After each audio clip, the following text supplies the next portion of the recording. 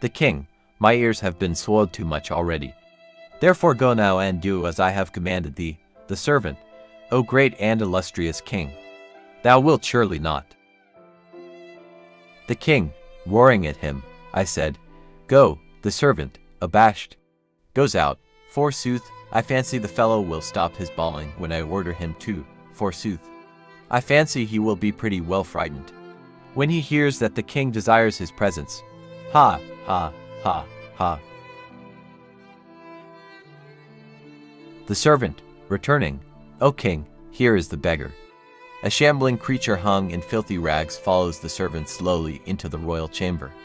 The king, ha, a magnificent sight, to be sure, art thou the beggar, who has been crying aloud in the streets for bread.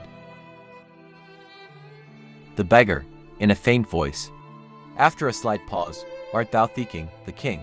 I am the king. The servant, aside to the beggar, it is not proper for a beggar to ask a question of a king. Speak only as thou art spoken to. The king, to the servant, do thou likewise. To the beggar, I have ordered thee here to speak to thee concerning a very grave matter. Thou art the beggar, I understand, who often cries aloud in the streets for bread. Now, the complaint of thy voice annoys me greatly, therefore do not beg any more. The beggar, faintly, I do not understand. The king, I said, do not beg any more. The beggar, I do not understand. The servant, aside to the beggar, the king has commanded thee not to beg for bread any more. The noise of thy voice is as garbage in his ears. The king, to the servant, ha, an excellent flower of speech. Pin it in thy buttonhole. To the beggar, thine ears, I see, are in need of a bath even more than thy body. I said, do not beg any more. The beggar, I do not understand. The king, making a trumpet of his hands and shouting, do not beg any more. The beggar, I do not understand. The beggar outside, bread, bread, give me some bread. The servant, he seems very hungry, O king. The king, yes, so I should judge. The king, to the beggar, art thou deaf? Canst thou hear what I am saying to thee now? The beggar, alas, I can hear every word perfectly. The king, FFT, the impudence. Thy tongue shall be cut out for this. The servant, O king, to cut out his tongue is useless, for he will grow another. The king, no matter, it shall be cut out anyway. To the beggar, I have ordered thee not to beg any more in the streets. What meanest thou by saying thou dost not understand? The beggar, the words of thy mouth I can hear perfectly, but their noise is only a foolish tinkling in my ears.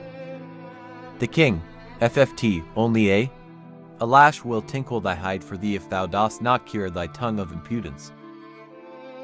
I, thy king, have ordered thee not to beg any more in the streets for bread. Signify, therefore, that thou wilt obey the orders of thy king by quickly touching thy forehead thrice to the floor. The beggar, that is impossible. The servant, aside to the beggar, come. It is not safe to tempt the patience of the king too long.